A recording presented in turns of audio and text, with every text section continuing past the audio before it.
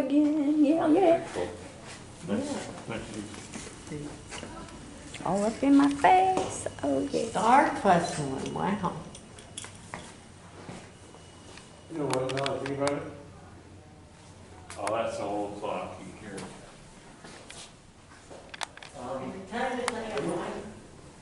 Do you guys remember when you were up in the technical balcony area? Mm-hmm.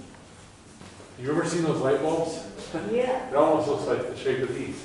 Yeah. So I don't think it is that. I don't.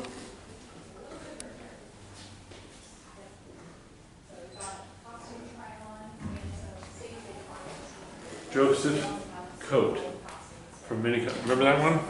That was. Sorry, am I in your way? Yes, I am.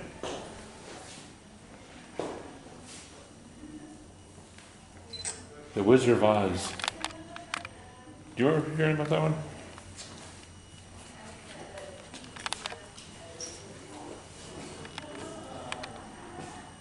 I have no idea what this is.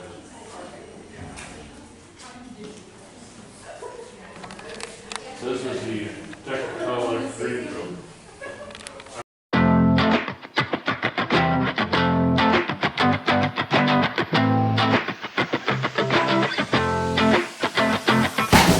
Are potentially very dangerous parts of the theater, and so we then use the call and response so that everybody's aware that these things are happening, so you're less likely to get injured. Yes. So like when the pit's moving, we'll call out pit going up, pit going down, and the response is typically thank you. If we're doing something on the fly rail, we'll call out, okay, legs 1, which is a set of curtains, or we'll call out mindset 14 or whatever and say that it's coming in or going out. And again, the response is typically thank you. If you're an actor in the show, your stage management will also come around and give you like 5 minutes to places, or your places call to tell you, hey, we're about to start the show, get to where you need to be. And then usually your cast and crew, they'll respond with a thank you 5 or thank you places, just again to verify that they heard what was being communicated and make sure that everybody knows everything. Because if your character who has the first line in the show isn't ready for places when they were called, that can be a problem. It can make their show not start on time, and nobody wants that.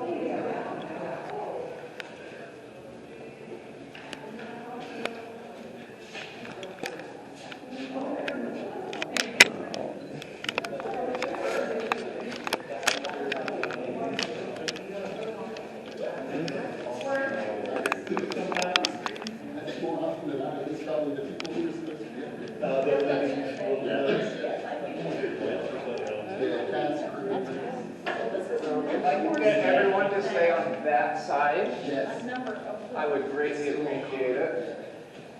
There are giant holes over here. Don't want anyone to fall through. So this is one of our lighting bays. There are 4 of these that are identical, and all of the lighting in our couch here we put in these bays to shine onto the stage. This is actually a very unusual setup. You'll usually see catwalks. There's usually just a railing and it's open, so you have a lot of options on where to direct the light. this is really hard because you just have this tiny window, so you're really limited in what you can actually do with it. And we're actually having issues trying to get newer automated lighting in here because they won't fit. So we're having to do some kind of retrofit things to be able to upgrade the lighting in this building because of the way it was designed to build. This is all actually structural. We can't just chip away the concrete there, the building might fall down. And unfortunately, Louis Kahn was insistent on that. He had a theatrical consultant named Eisenhower from Yale University who told him that this was a dumb idea and he shouldn't do it. And he should do traditional catwalks. And Louis Kahn insisted. He said it had to be poured concrete and they had to be cemented. And we've been fighting that for 50 years now. So, typically in a theater, this back all the way away from the stage would typically be lower down. If you kind of peek through, you can only kind of see part of the stage there before the concrete in front of us gets in the way. So this should actually be lower down so that you can make those lighting throws. But again, we insisted it had to be symmetrical. They all have to be on the same level. This was the only theater he designed. It's kind of obvious with some of the things that he did. But we are working around it, and it is a historical building, and he is a world-renowned architect. So I don't want to talk too many bad things about Louis Kahn. We do love the building. It's just there's some weird quirks about it like this that made it really challenging to try to work in and to check out.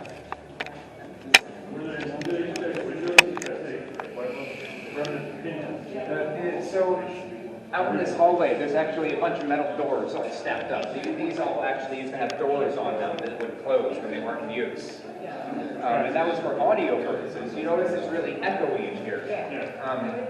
If the windows were closed, that wouldn't be an issue, but we always want to use them to shine light through, so they're always open, and we get all this echoey that actually leads out into the house some. That's another thing we're going to do is put acoustic treatment up in here, which will actually help the sound out there. It's kind of weird, but it's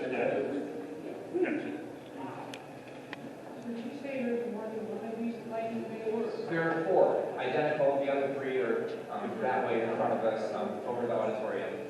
And there's actually, the HVAC system is integrated into this as well. In between this wall and the next one of these, there's an air chase. And the air actually shoots down through that chase into the auditorium. And then the air return is underneath all of the seats. It goes out into the plane. So it's a cool design, and it was cool how you incorporated that into the building. Questions? Some of them. Some will be automated, some will be LED. That's why we see it with the huge squeeze, there's a lot of air coming outside of the walls out there.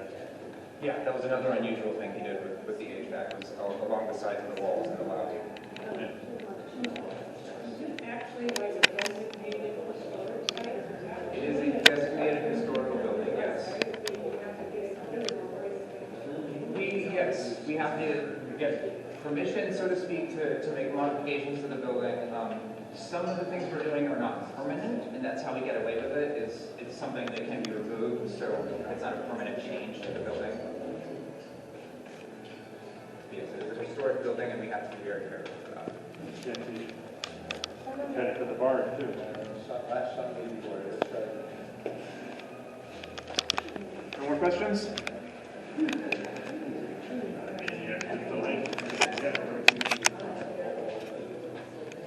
Oh, let me point out one other thing here. So over on the walls here, there's one here, there's one on the other side. There's a big crank. If you look out, there's these light beams in the auditorium that run this way. Those cranks actually lower those light beams down so we can change the lights. And that's something that once those are LEDs, we won't really have to do that really ever. But that's a huge maintenance expense and time, and they come up here and crank all of those down and then go down and change the lights and back up and crank them all up. Right this way.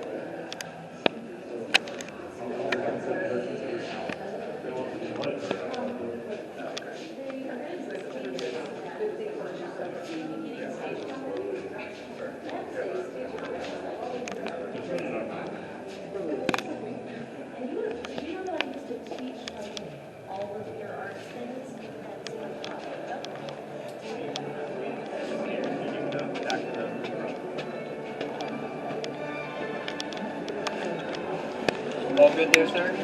Hi. Thank you.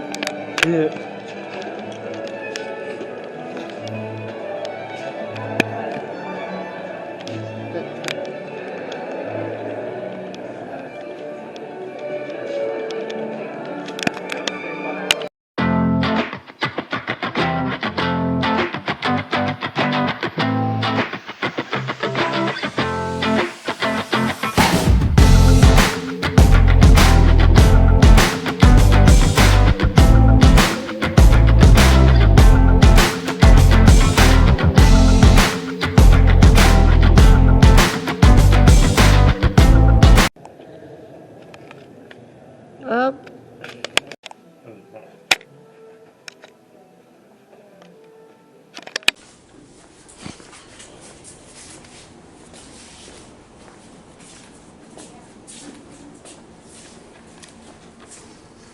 Right, I'm going to stop you right here because it gets really tight back in this corner, but I do want to show you these spiral stairs.